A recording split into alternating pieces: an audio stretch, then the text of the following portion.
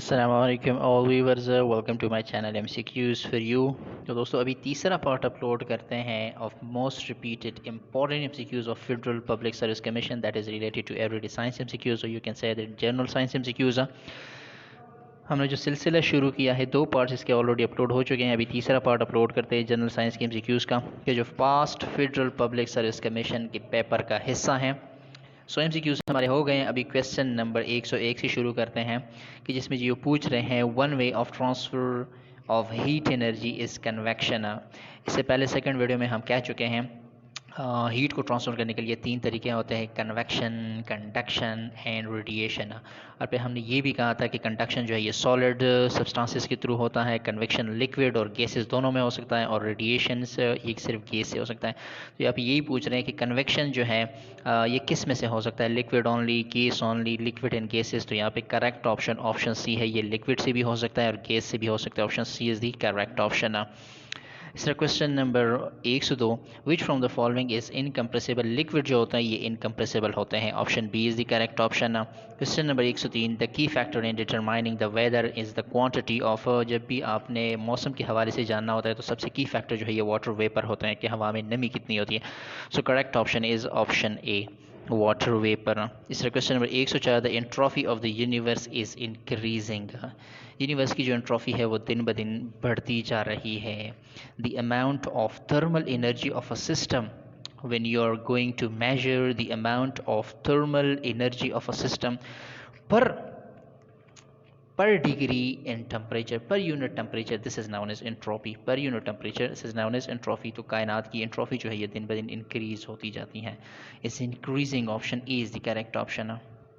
Question number 105, which from the following method of heat transfer can take place in vacuum. तो vacuum में अभी हम कह चुके हैं रेडिएशन जो है ये वैक्यूम में होती है, ये स्पेस में। Option C is the correct option.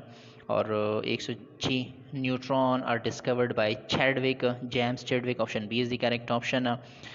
और question number 107, mass spectroscopy was invented by. Mass spectroscopy जो है ये एफ.डब्ल्यू. एस्टन ने सबसे पहले डिस्कवर की थी। Option C is the correct option.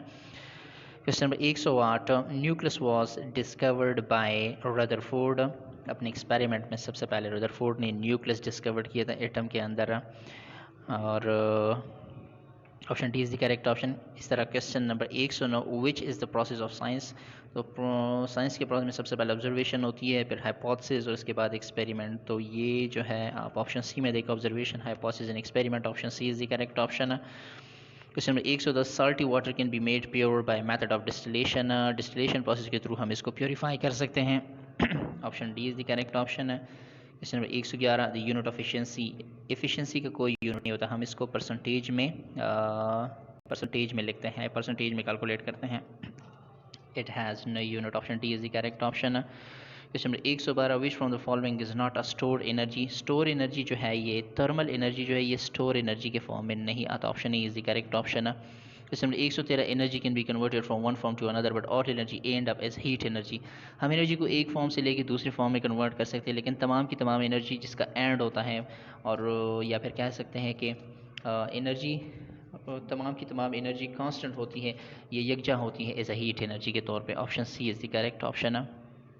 Question number 114, a battery converts chemical energy into electrical energy. Option B is the correct option. 115, which from the following is not a renewable energy source. तो geothermal जो है ये non renewable है। Biomass is not a renewable source. Yes, geothermal जो है ये non renewable है। Solar renewable, nuclear renewable, biomass renewable. Yes, option A is the correct option. इसी तरह question number 116, which from the following is not a non renewable source. तो non renewable source में non renewable, sorry, question number 116 में non renewable source में या 116 में जियो thermal आता है। और ऊपर के क्वेश्चन को वापस 115 नंबर को वापस रिपीट करते हैं, विच from the following is not a renewable energy. तो रिन्यूएबल एनर्जी न्यूक्लियर एनर्जी को हम कह सकते हैं, क्योंकि अगर न्यूक्लियर एनर्जी एक बार ख़त्म हो गई तो फिर ये अवेलेबल नहीं होगी। Option D is the correct option. यहाँ पे ऑप्शन डी, और जबकि 116 नंबर में ये दोनों में ऑप्शन डी ही लगेगा। इस तरह question number 117, current is the flow of charges या इलेक्ट्रॉन आप कह सकते हैं, option A is the correct option. Question number 118, the unit of current is ampere, ये पहले भी हो चुका है, option A B is the correct option. Question number 119, to prevent electric shock से बचने के लिए हम घरों में अक्सर फ्यूज़ का इस्तेमाल करते हैं, option C is the correct option. Circuit में फ्यूज़ लगाते हैं। 120, इलेक्ट्रॉन और discovered by J Thomson in 1897, option B is the correct option. Question number 121, when molten rock cools in solidified, जब भी मोल्टन रॉक्स कूल होते हैं, solidified होते हैं, तो इग्नियस रॉक बनाते हैं, option A is the correct option. There are three types of rock, igneous, sedimentary and metamorphic rocks. हर एक के प्रिपरेशन के अपने अपने प्रोसेस हैं। Question number 122, molten rocks below the surface of earth. अच्छा, ये इंपॉर्टेंट क्वेश्चन है, ये दोनों 122 भी और 123 भी। मोल्टन रॉक्स अगर बिलो सरफेस ऑफ अर्थ हो जाए, इसको हम मैग्मा कहते हैं, option B is the correct option. और इस तरह question number 123, molten rocks above the surface of earth is called lava, फिर इसको हम लावा कहेंगे, option A is the correct option. Question number 124, the metal which is liquid at room temperature is mercury, option D is the correct option. Question number 125, between the melting point and boiling point of the substance is in liquid state में होता है, option B is the correct option. और इस तरह question number 126, the boiling point of alcohol is 78 degree centigrade, option A is the correct option. और question number 127, the visible cloud of dust and gas, जो dust और gas की visible cloud है outer space में, इसको हम nebula कहते हैं, option C is the correct option. Question number 128, the average salinity of earth ocean in 1 kilogram of sea water is about dash gram of salt. जब भी हम सी वाटर की सैलिनिटी फाइंड करते हैं, पर किलोग्राम सॉल्ट की जो quantity होती है सी वाटर में, वो 35 ग्राम होती है, option D is the correct option. Question number 129, the most abundant substance that constitute the mass of earth is iron, option A is the correct option. सबसे ज़्यादा पाया जाने वाला एलिमेंट या फिर आप कंस्टिट्यूएंट कह सकते हैं इसको, कि जो वो आयरन होता है। इस तरह question number 130, the earth atmosphere is divided into, earth का जो एटमॉस्फेयर है ये 4 मेन लेयर्स पे मुश्तमिल है, option E is the correct option. Question number 131, rock which are form by high temperature and pressure on existing rock over a period of time, these are called metamorphic rock. ऐसे rock की जो पहले से exist rock होते हैं, उनमें pressure आ जाता है, टेम्परेचर उस पर आ जाता है और बहुत ज़्यादा अरसे के लिए होता है, तो these are known as a metamorphic rock, changes वाक़ई हो जाती है इनमें। इस तरह question number 132, marble in slate are the example of metamorphic rock, marble slate जो है ये मेटामॉर्फिक रॉक की example, option B is the correct option. और question number 133, sandstone and limestones are the example of sedimentary rock, yes sedimentary rock की example है, option C is the correct option। Question number 134, absolute zero which is the lower limit of thermodynamics temperature scale is equivalent to, ये absolute zero value जो है ये 273 Celsius centigrade की भी equivalent है, option A is the correct option. Question number 135 है, the diameter of earth equator is larger than the pole to pole diameter. एक earth equator जो है ये एक इमेजिनरी लाइन है कि जो नॉर्दर्न हीमोस्फेयर और साउथर्न हीमोस्फेयर को आपस में डिवाइड करता है। ये लाइन हो गया, एक ये डायमीटर अर्थ की हो गई, एक पोल टू पोल होती है जैसे नॉर्थ पोल से साउथ पोल। तो यहाँ पे कह रहे हैं कि the diameter of earth equator, earth की जो इक्वेटर है ये थोड़ा सा लंबा है, किसकी इक्वेटर से, पोल टू पोल इक्वेटर से, और कितना लंबा है, इन दोनों में फ़र्क जो है 43 किलोमीटर है, option B is the correct option है।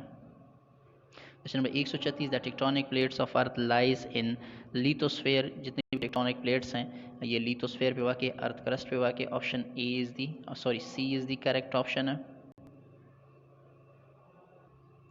And question number 137, there are dash major tectonic plates, आपने टेक्टोनिक प्लेट्स की तादाद भी अपने साथ नोट करना है, 7 टेक्टोनिक प्लेट्स है total, option D is the correct option. Question number 138, the fresh water on earth is, total fresh water की जो क्वांटिटी है 2.5% है, option A is the correct option.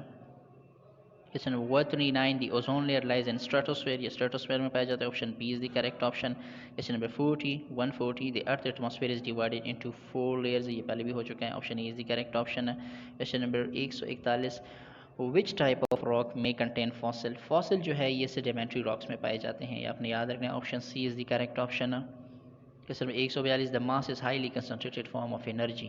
मास की दूसरी जो डिफिनेशन है हम इस तरह भी कर सकते हैं, the mass is highly concentrated form of energy. ये अपने याद रखना है। अच्छा जी, वैसे तो मास हम क्वांटिटी ऑफ मैटर कहते हैं, quantity of matter present in body, लेकिन एक टाइप की डिफिनेशन हम ये भी मास की कर सकते हैं हम। Question number 143, the whole earth can be covered by 3 geostationary satellite. ज़मीन को जो है सिर्फ 3 जियो स्टेशनरी सैटेलाइट ही कवर करते हैं। Option A is the correct option.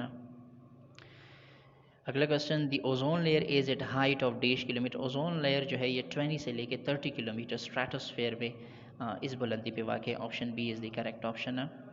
145, the ozone layer was discovered by. अच्छा, ये मॉडल क्वेश्चन है।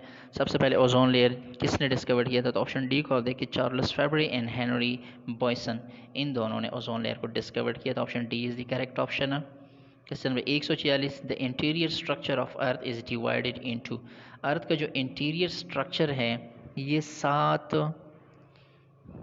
लेयर्स पे, सॉरी 7 नहीं 5, यस 5 लेयर्स पे इसको तकसीम किया गया है। इंटीरियर, अर्थ की इंटीरियर की बात हो रही है। 5, option B is the correct option है। Question number 147, we live on earth crust. हम अर्थ क्रस्ट पे रहते हैं। Option C is the correct option.